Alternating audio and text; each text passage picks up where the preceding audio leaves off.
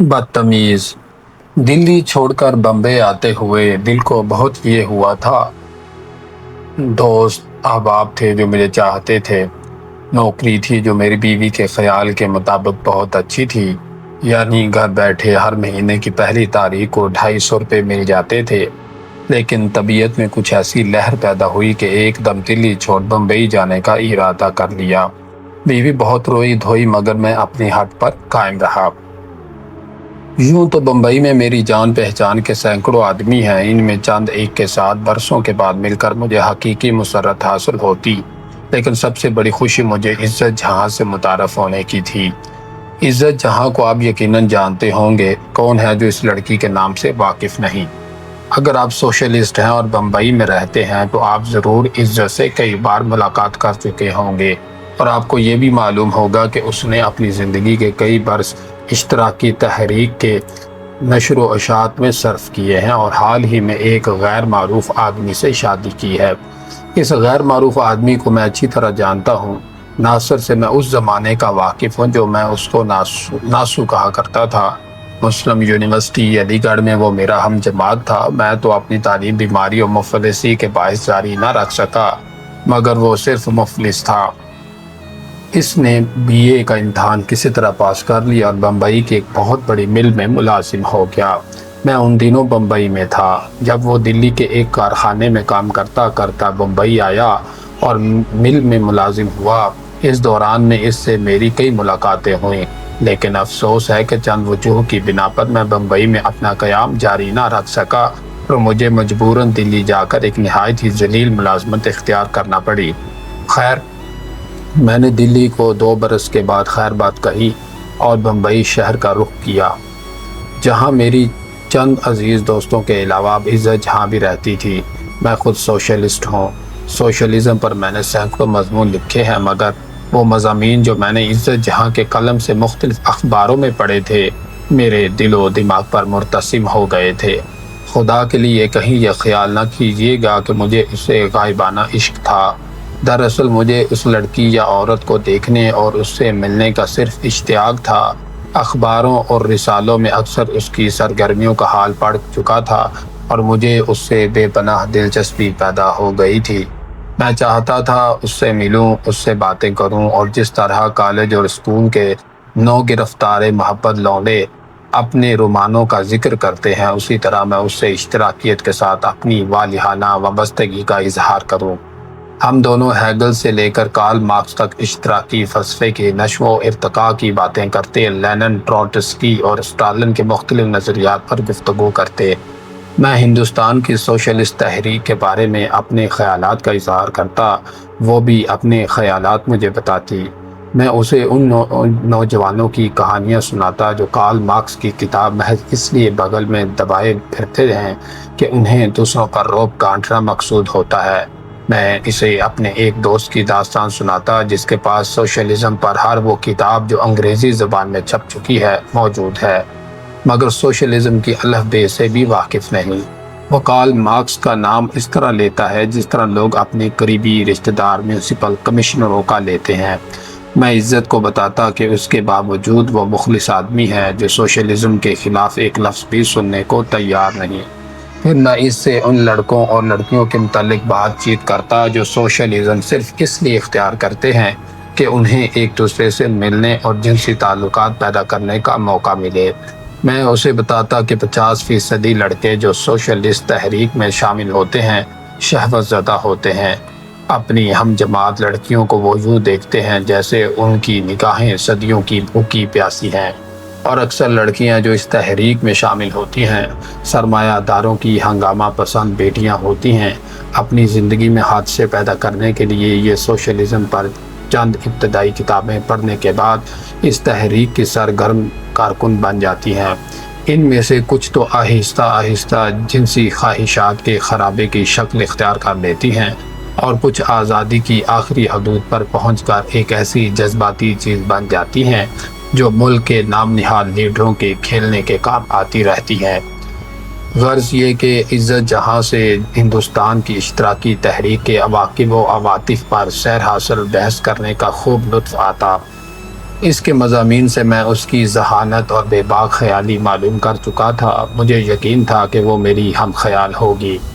بمبئی آ کر مجھے ایک دوست کے ہاں ٹھہرنا پڑا، کیونکہ مکان اور فرنیچر کا بندوبست کرتے کرتے مجھے کئی روز خار ہونا تھا۔ بیوی کو میں دلی ہی چھوڑ آیا تھا۔ اس سے میں نے کہہ دیا تھا کہ جو ہی مکان ملے گا میں تمہیں بلا لوں گا۔ میرے سب دوست کنوارے ہیں اور فلم ڈائریکٹر عورتوں کے متعلق آپ کا فلسفہ بہت ہی دلچسپ ہے۔ آپ چونکہ اسٹوڈیو میں کسی ایکٹریس یا ایکٹر کی لڑکی سے تعلقات پیدا نہیں کرنا چاہتے ہیں، اس لیے ضرورت کے وقت مختلف دلالوں کے ذریعے سے ایک لڑکی منگوا لیتے ہیں، رات بھر اسے اپنے پاس رکھتے ہیں اور صبح ہوتے ہی اسے رخصت کر دیتے ہیں۔ شادی اس لیے نہیں کرتے کہ ان کے خیال کے مطابق بیوی ان سے کبھی خوش نہیں رہے گی۔ بھائی میں فلم ڈائریکٹر ہوں، دن کو شوٹنگ کروں گا تو دن بھر باہر رہوں گا، رات کو شوٹنگ کروں گا تو رات بھر باہر رہوں گا۔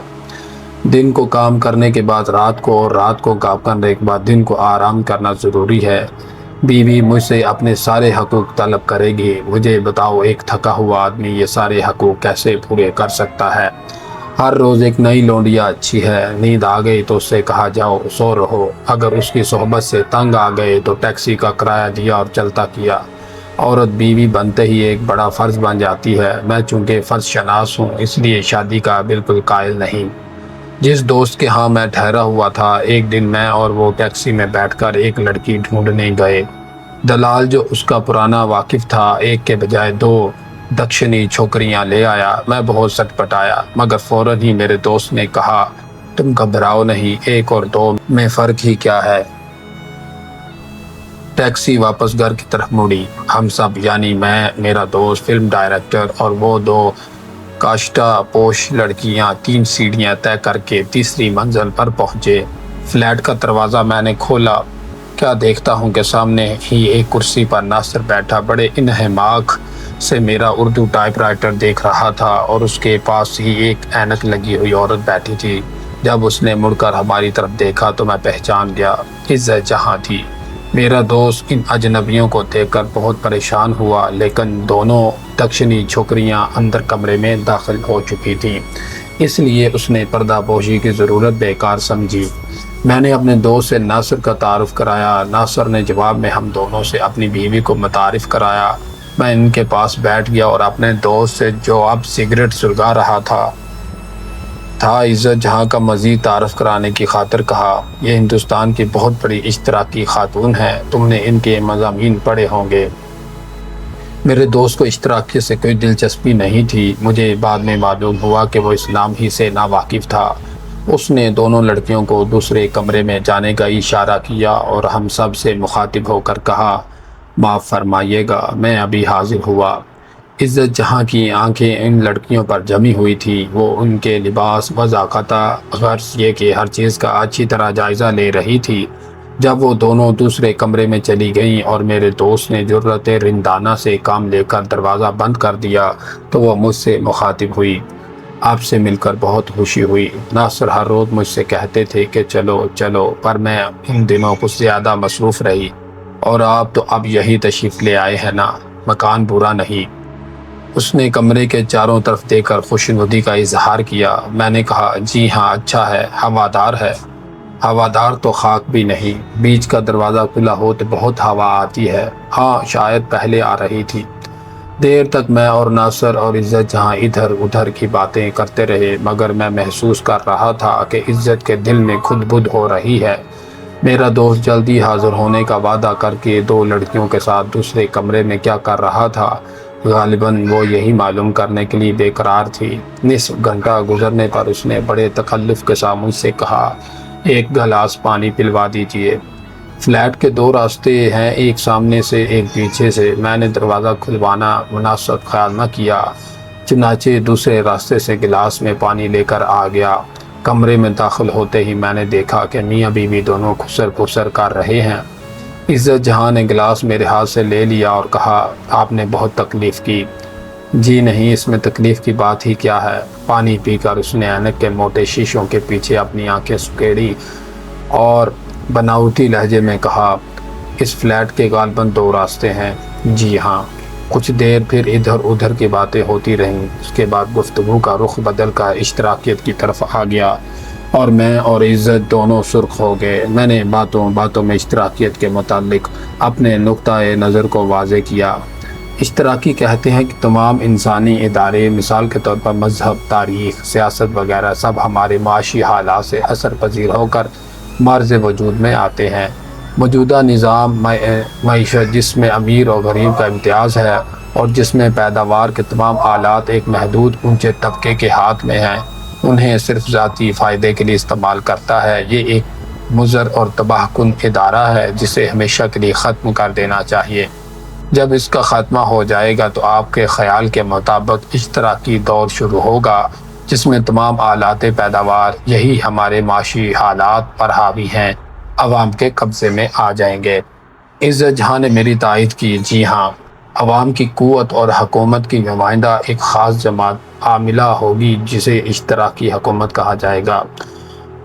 عزت جہاں نے پھر کہا، جی ہاں، لیکن یہاں یہ بات قابل غور ہے کہ اشتراکی نظام میں بھی تمام قوت ایک محدود طبقے کے ہاتھ میں ہوگی۔ یہ نمائندہ جماعت اشتراکیوں کے فلسفے کے مطابق تمام لوگوں کی بہبودی کو مدار عمل بنائے گی۔ اس جماعت کو ذاتی اغراض اور شخصی منافع سے کوئی واسطہ نہ ہوگا۔ اس کے اغراض عوام کے مقاصد کے مطابق ہوں گے، لیکن سینے پر ہاتھ رکھ کر وثوق سے کون کہہ سکتا ہے کہ یہ محدود جماعت جو بظاہر عوام کی نمائندہ جماعت ہوگی، کچھ عرصے کے بعد سرمایہ داروں کی طرح ہر قسم کے ظلم و ستم نہ ڈھائے گی؟ کیا یہ لوگ غاصب نہیں ہو سکتے؟ کچھ عرصے کی حکومت کے بعد کیا ان کے دل میں ذاتی اغراض پیدا نہیں ہوں گی؟ عزت جہاں مسکرائی۔ آپ تو باقونین کے بھائی معلوم ہوتے ہیں، میں نے جوش کے ساتھ کہا۔ مانتا ہوں کہ کارل مارکس کے ساتھ ساری عمر لڑنے کے باوجود باقوین کسی نقطۂ مفاہمت پر نہیں پہنچ سکا اور اپنے اخلاص کے باوجود کسی مدلل اور منظم فلسفے کی بنیاد نہیں ڈال سکا، لیکن اس کا یہ کہنا جھوٹ نہیں ہے کہ ڈیموکریسی بھی ایک بڑی جماعت کی دوسری بڑی جماعت پر جابرانہ نظام حکومت کا نام ہے۔ میں ایسے دور سیاست کا قائل ہوں جس کا سماج ہر قسم کی حکومت اور دباؤ سے آزاد ہو۔ عزت پھر مسکرائی۔ تو آپ انارکیزم چاہتے ہیں جو ایک ناقابل عمل چیز ہے۔ آپ کا باقونین اور کرویچیو کینن دونوں مل کر اسے قابل قبول نہیں بنا سکتے۔ میں نے اس کی بات کاٹ کر کہا، اشتراکیت کے پاس بھی کوئی قابل عمل فلسفہ نہیں تھا۔ لوگ اسے دیوانوں کا ایک دھندلا سا خواب سمجھتے تھے، مگر 19ویں صدی میں کارل مارکس نے اس کو ایک قابل عمل معاشرتی نظام کی صورت میں پیش کیا۔ ممکن ہے انارکیزم کو بھی کوئی کارل مارکس مل جائے۔ عزت جہاں نے بند دروازے کی طرف دیکھا اور جیسے اس نے میری بات سنی ہی نہیں مجھ سے پوچھا، آپ کے دوست وعدہ کر کے گئے تھے، ابھی آئے نہیں؟ میں نے بہتر سمجھا کہ اسے سب کچھ بتا دوں۔ انہوں نے تکلف کرتا تھا، ورنہ ان کا مقصد یہی تھا کہ وہ نہیں آئیں گے۔ عزت جہاں نے بڑے بھولے پن سے کہا، کیوں؟ میں ناصر کی طرف دیکھ کر مسکرایا، جو اب ہماری گفتگو میں دلچسپی لینے لگا تھا۔ 2 لڑکیاں اس کے ساتھ ہیں، انہیں چھوڑ کر وہ ایسی خشک محفل میں کیسے آ سکتا ہے؟ عزت نے یہ سن کر مجھ سے دریافت کیا، یہ 2 لڑکیاں فلم ایکٹریس تھیں؟ جی نہیں، دوست ہوں گی۔ جی نہیں، آج ہی جان پہچان ہوئی ہے۔ اس کے بعد آہستہ آہستہ میں نے ساری بات بتا دی اور جنسیات کے بارے میں اپنے دوست کا نظریہ بھی اچھی طرح واضح کر دیا۔ بڑے غور سے میری تمام باتیں سن کر اس نے فتویٰ دینے کے انداز میں کہا، یہ انارکیزم کی بدترین قسم ہے۔ آپ کے دوست کے خیالات اگر عام ہو جائیں تو دنیا میں ایک اندھیر مچ جائے۔ عورت اور مرد کے تعلقات صرف بستر تک محدود ہو جائیں اور کیا؟ یہ آپ کے دوست جو کوئی بھی ہیں، یہ عورت کو کیا سمجھتے ہیں؟ ڈبل روٹی، کیک یا بسکٹ؟ زیادہ سے زیادہ کافی یا چائے کی ایک گرم پیالی پی اور جھوٹے برتنوں میں ڈال دی۔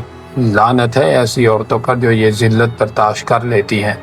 میری سمجھ میں نہیں آتا کہ زندگی میں جنسیات کو اتنی اہمیت کیوں دی جاتی ہے۔ کیا آپ کے یہ دوست بغیر عورت کے زندہ نہیں رہ سکتے؟ انہیں ہر روز عورت کی ضرورت کیوں محسوس ہوتی ہے؟ میں نے اپنے ذاتی خیال کا اظہار کیا۔ عورت کی ضرورت ہر مرد کو عمر کے ایک خاص حصے میں محسوس ہوتی ہے۔ اس کو بعض زیادہ اہمیت دیتے ہیں، بعض کم۔ میرا دوست ان بعض لوگوں میں سے ہے جو اس کو روزمرہ کی ایک ضرورت سمجھتے ہیں۔ اگر کھانا پینا سونا اہم ہے تو اس کے نزدیک عورت بھی اتنی ہی اہم اور ضروری ہے۔ ہو سکتا ہے کہ وہ غلطی پر ہو، مگر اس نے اپنی اس کمزوری کی کبھی پردہ پوشی نہیں کی۔ عزت جہاں کے لہجے میں اور زیادہ تلخی پیدا ہو گئی۔ پردہ پوشی نہیں کی تو اس کے یہ معنی ہوئے کہ وہ راستی پر ہیں۔ ویشیائیں کھلے بندوں اپنا جسم بیچتی ہیں تو اس کا یہ مطلب نہیں کہ ان کا وجود فطری ہے۔ چونکہ ہمارا نظام بالکل غلط اور غیر فطری ہے، اس لیے ہمیں یہ چکلے نظر آتے ہیں۔ چونکہ آپ کے دوست کا نظام عصبی تندرست نہیں، یہی وجہ ہے کہ وہ عورت اور روٹی میں کوئی فرق نہیں سمجھتے۔ روٹی کے بغیر انسان زندہ نہیں رہ سکتا، لیکن اس جسمانی تعلق کے بغیر یقیناً زندہ رہ سکتا ہے۔ میں نے کہا، جی ہاں، زندہ رہ سکتا ہے۔ اس میں زندگی اور موت کا سوال ہی کہاں پیدا ہوتا ہے۔ ہر مرد کو عورت دستیاب نہیں ہو سکتی، لیکن جس کو دستیاب ہو سکتی ہے وہ اسے اپنی ضروریات زندگی میں شامل کر لیتا ہے۔ ناصر کو اب اس گفتگو سے بھی کوئی دلچسپی نہ رہی تھی، چنانچہ اس نے اپنی بیزاری کا اظہار کر ہی دیا۔ ہٹاؤ یار اس قصے کو، بہت وقت ہو گیا اور ہمیں یہاں سے پورے 19 میل دور جانا ہے۔ چلو عزت چلے۔ عزت نے اپنے خاوند کی بات سنی انسنی کر دی اور مجھ سے کہا، کچھ بھی ہو مگر آپ کے دوست اصل میں بہت ہی بدتمیز ہیں۔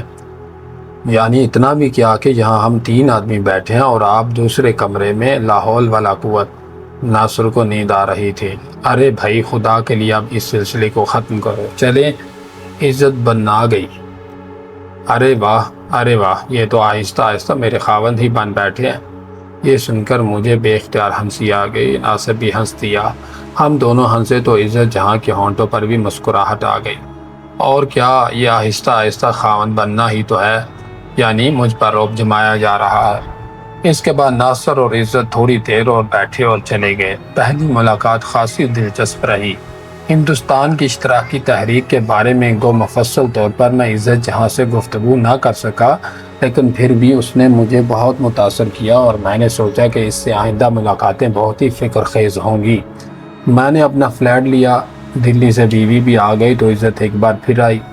دونوں پہلی ہی ملاقات میں سہیلیاں بن گئیں۔ چونکہ عزت جہاں کو ہر روز اپنے دفتر جانے کے لیے شہر آنا پڑتا تھا، اس لیے شام کو گھر لوٹتے ہوئے اکثر ہمارے ہاں آ جاتی تھی۔ میں چاہتا تھا کہ وہ میرے پاس بیٹھے اور ہم ہیگل، کارل مارکس، اینجل، باکونین، کروپٹوکین اور ٹروٹسکی کے متعلق باتیں کریں اور سوشلزم کے ہر دور کو سامنے رکھ کر اپنے خیالات کا اظہار کریں۔ مگر میری بیوی اور وہ دونوں دوسرے کمرے میں جا کر پلنگ پر لیٹ جاتی تھیں اور جانے کیا کیا باتیں شروع کر دیتی تھی۔ اگر کبھی میں سوشلزم پر اسٹالن کی موجودہ جنگی پالیسی کے اثر کا ذکر چھیڑتا تو وہ میری بیوی سے سفید خون کا بھاؤ پوچھنا شروع کر دیتی۔ اگر میں ایم این رائے کی ریاکاری کی بات کرتا تو وہ خاندان فلم کے کسی گیت کی تعریف شروع کر دیتی تھی، اور اگر میں اسے اپنے پاس بٹھا کر روس کے موجودہ جنگی نظام پر گفتگو کرنے میں کامیاب ہو جاتا تو وہ تھوڑی ہی دیر کے بعد اٹھ کر باورچی خانے میں چلی جاتی اور میری بیوی کا ہاتھ پٹانے کی خاطر پیاز چھیلنے میں مشغول ہو جاتی۔ دن بھر وہ پارٹی کے دفتر میں کام کرتی تھی، شام کو تھکی ہوئی گھر پہنچتی تھی جو دفتر سے 20-25 میل دور تھا۔ الیکٹرک ٹرین میں ایک گھنٹے کا سفر اس کو دن میں 2 مرتبہ کرنا پڑتا تھا، آتے اور جاتے ہوئے۔ اس کا خاوند مل میں ملازم تھا۔ مہینے میں 15 دن اسے رات کو ڈیوٹی دینا پڑتی تھی، لیکن عزت خوش تھی۔ میری بیوی سے کئی مرتبہ کہہ چکی تھی، شادی کا مطلب صرف بستر نہیں اور خاوند کا مطلب صرف رات کا ساتھی نہیں۔ دنیا میں انسان صرف اسی کام کے لیے نہیں بھیجا گیا، اور میری بیوی اس بات سے بہت متاثر تھی۔ عزت جہاں اپنا کام بہت خلوص سے کر رہی تھی، یہی وجہ ہے کہ مجھے اس کی بے اعتنائیاں بری معلوم نہیں ہوتی تھی۔ وہ مجھ سے زیادہ میری بیوی کے پاس بیٹھنا اور اس سے بات چیت کرنا پسند کرتی تھی۔ مجھے اس کا مطلقاً خیال نہیں تھا، بلکہ میں سوچ رہا تھا کہ بہت جلد میری بیوی کو، جو متوسط طبقے کے سرمایہ داروں کی ذہنیت رکھتی تھی، اپنی خم خیال بنا لے گی۔ ایک روز کا ذکر ہے، میں اپنے دفتر سے جلد واپس آ گیا، غالباً 2 کا عمل ہوگا۔ میں نے دروازے پر دستک دی۔ دروازہ میری بیوی کے بجائے ناصر نے کھولا۔ میں سیدھا اپنے میز کی طرف بڑھا۔ چونکہ حسب عادت مجھے اپنا بیگ رکھنا تھا، ناصر سامنے میرے پلنگ پر کمبل اوڑھ کر لیٹ گیا۔ ادھر صوفے پر عزت جہاں لیٹی تھی۔ ناصر نے کہا، بھائی مجھے بخار ہو رہا ہے۔ میں نے عزت جہاں کی طرف اشارہ کر کے پوچھا، اور آپ؟ عزت نے جواب دیا، جی نہیں، میں ایسے ہی لیٹی ہوں۔ رضیہ کہاں ہے؟ عزت نے جواب دیا، وہ دوسرے کمرے میں سو رہی ہے۔ یہ کیا، ہر ایک سو رہا ہے؟ میں نے اپنی بیوی کو آواز دی، رضیہ۔ اندر سے نیند بھری آواز آئی، جی۔ ارے بھائی ادھر آؤ، کب تک سوئی رہو گی؟ رضیہ آنکھیں ملتی ملتی آئی اور عزت کے پاس صوفے پر بیٹھ گئی۔ ناصر کمبل اوڑھے لیٹا رہا۔ میں اپنی بیوی کے پاس کرسی پر بیٹھ گیا۔ تھوڑی دیر گہری نیند کے متعلق باتیں ہوتی رہیں، کیونکہ رضیہ ہمیشہ گھوڑے بیچ کر سونے کی آتی ہے۔ اس کے بعد عزت اور میری بیوی کے درمیان کروشیے اور سلائیوں کی باتیں چھڑ گئیں۔ اسی دوران میں چائے آ گئی۔ ناصر نے لیٹے لیٹے ایک پیالی پی لی۔ میں نے بخار دور کرنے کے لیے اسے ایسپرو کی 2 ٹکیاں دیں جو اس نے لے لیں۔ 1.5-2 گھنٹے تک یہ لوگ بیٹھے رہے، اس کے بعد چلے گئے۔ رات کو سونے کے لیے جب میں پلنگ پر لیٹا تو حسب عادت میں نے اوپر کے تکیے کو دوہرا کیا دیکھتا ہوں کہ نچلے تکیے کا غلاف ہی نہیں ہے۔ رضیہ سے جو میرے پاس کھڑی اپنے کپڑے تبدیل کر رہی تھی، میں نے پوچھا، اس تکیے پر غلاف کیوں نہیں چڑھایا؟ رضیہ نے غور سے تکیے کی طرف دیکھا اور حیرت سے کہا، ہیں، سچ مچ کے غلاف کدھر غائب ہو گیا؟ ہاں، وہ آپ کے دوست۔ میں نے مسکرا کر پوچھا، کیا ناصر لے گیا؟ کیا معلوم، رضیہ نے رک کر کہا۔ ہائے، کتنی شرم کی بات ہے، میں نے ابھی تک آپ کو بتائی نہیں تھی۔ میں اندر سو رہی تھی اور وہ آپ کے دوست اور اس کی بیوی، لعنت بھیجیے، بڑے بدتمیز نکلے ہیں۔ دوسرے روز تکیے کا غلاف پلنگ کے نیچے سے ملا، جس کو چوہوں اور کروچوں نے جگہ جگہ سے ڈھونڈ ڈالا تھا، اور ایسپرو کی 2 ٹکیاں جو میں نے ناصر کو بخار دور کرنے کے لیے دی تھی، وہ بھی پلنگ کے نیچے سے مل گئیں۔